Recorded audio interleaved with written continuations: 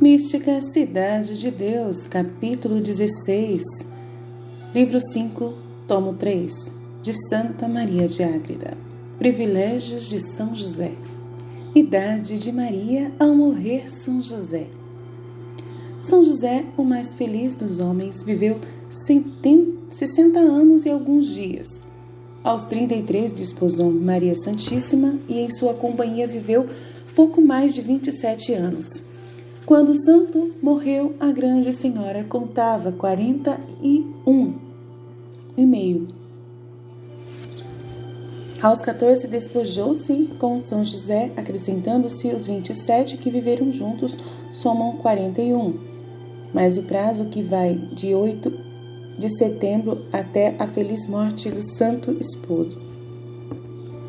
Nesta idade, continuava a Rainha do Céu na mesma perfeição natural que atingiu aos 33 anos. Não envelheceu nem perdeu nada daquele perfeitíssimo estado que expliquei no capítulo 13 deste livro.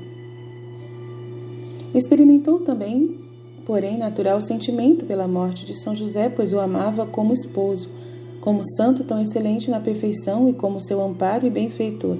Esta dor da prudentíssima senhora foi bem ordenada e perfeita, mas nem por isso foi pequena. Seu amor era grande, principalmente porque conhecia o grau de santidade de seu esposo, colocado entre os maiores santos escritos no livro da vida e na mente do Altíssimo. Se o que se ama não se perde sem dor, maior será a dor de se perder o que muito se ama. As excelências de São José. Não pertence à finalidade desta história escrever de propósito as excelências da santidade de São José, tampouco tenho ordem para isso, a não ser de passagem, o quanto basta para mais realçar a dignidade de sua esposa e nossa rainha, e a cujos merecimentos, depois dos de seu Filho Santíssimo, devem-se atribuir os dons e graças concedidos pelo Altíssimo ao glorioso patriarca. Mesmo que a senhora não tenha sido a causa meritória da santidade de seu esposo, foi pelo menos o fim imediato para o qual essa santidade era ordenada. O cúmulo de virtudes e graças que o Senhor comunicou a São José tinha a finalidade de o tornar digno esposo e guarda daquela que ele escolhera por mãe. Por esta regra e pelo amor e apreço que Deus teve por sua Mãe Santíssima, deve-se medir então a santidade de São José.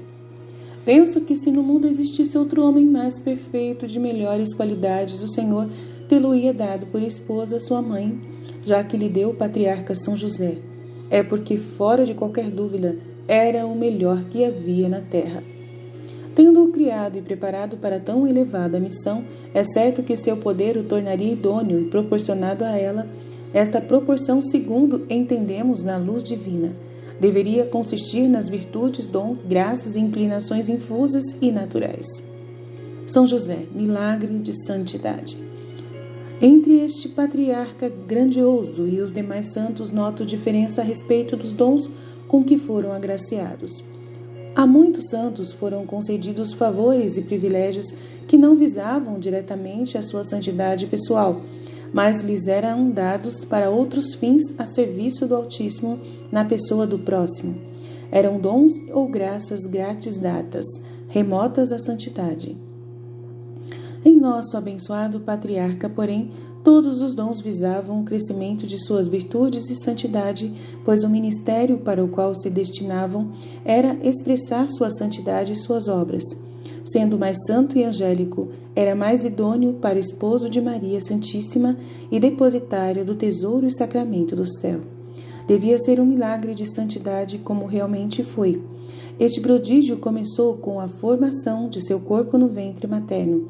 Deus teve por ele particular providência e foi composto com proporcionados humores, excelentes qualidades, compreensão e temperamento. Foi terra abençoada que mereceu uma boa alma e retidão de inclinações. Aos 7 meses de sua concepção foi santificado no ventre de sua mãe. Foi-lhe dado o atado fomes peccati para o resto da vida, e jamais sentiu movimento impuro ou desordenado.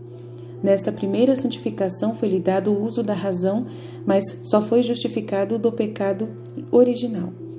Sua mãe, todavia, sentiu particular alegria do Espírito Santo e, mesmo sem entender todo o mistério, fez grandes atos de virtudes e julgou que seu filho seria admirável aos olhos de Deus e dos homens.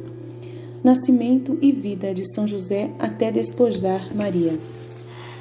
O santo menino nasceu perfeitíssimo e muito belo, dando a seus pais extraordinária beleza, alegria, como a que houve ao nascer o Batista. Embora o motivo daquela fosse mais oculto, apressou-lhe o Senhor o uso da razão, dando-a perfeita aos 3 anos, dotado de ciência infusa e novo aumento de graça e virtudes.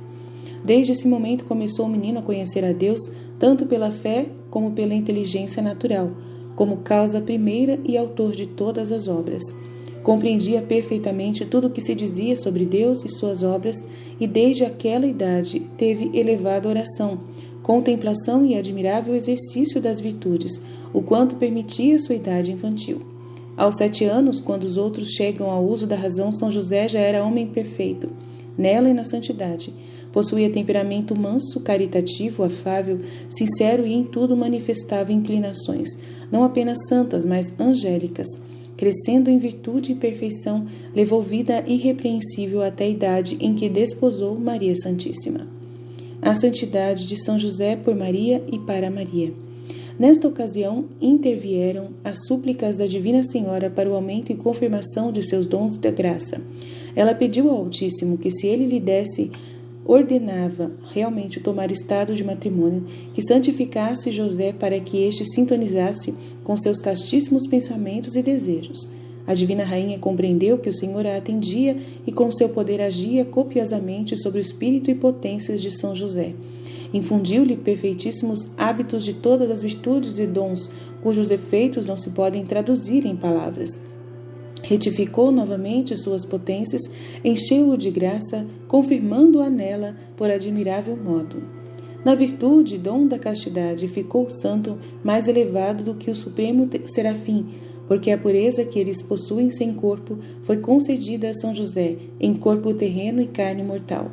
Jamais entrou em suas potências imagens, nem espécie de coisa impura de natureza animal e sensível.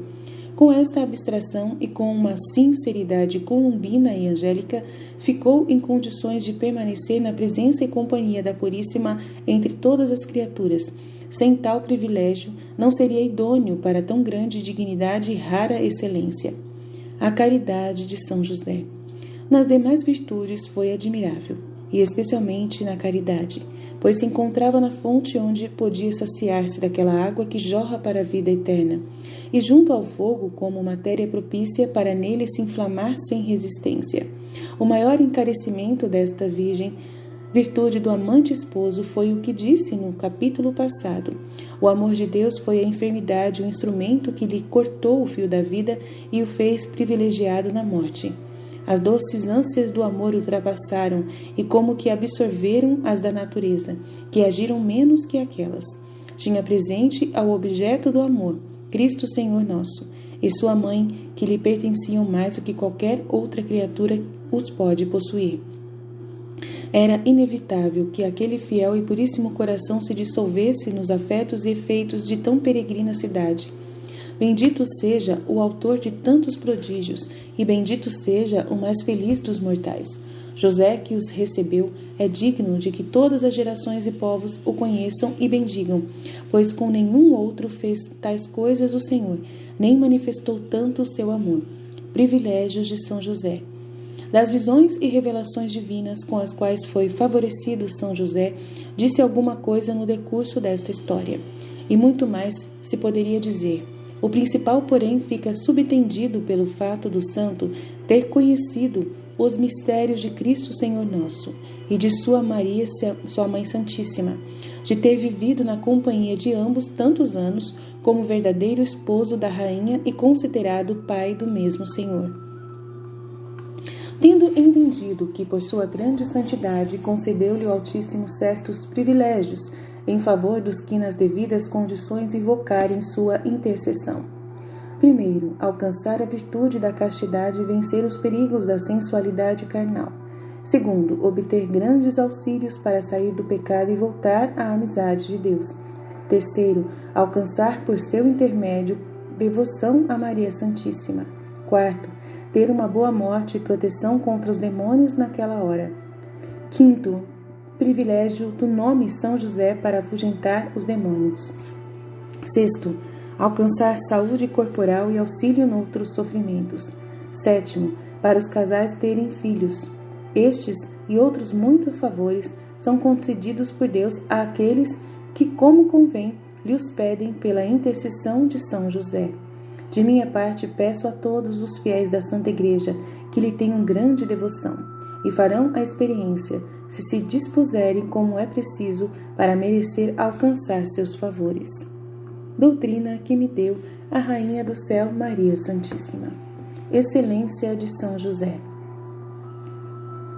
Minha filha, escreveste que meu esposo São José é nobilíssimo entre os santos e príncipes da celestial Jerusalém. Não obstante, agora não podes manifestar completamente sua eminente santidade. Nem os mortais são capazes de a conhecer, antes de chegarem à visão da divindade. Ali, na admiração e louvor de Deus, poderão compreendê-la. No dia do juízo final, quando todos os homens forem julgados, os infelizes condenados chorarão amargamente por não terem, por causa de seus pecados, conhecido e aproveitado este meio tão poderoso e eficaz para adquirir a amizade do justo juiz e a salvação.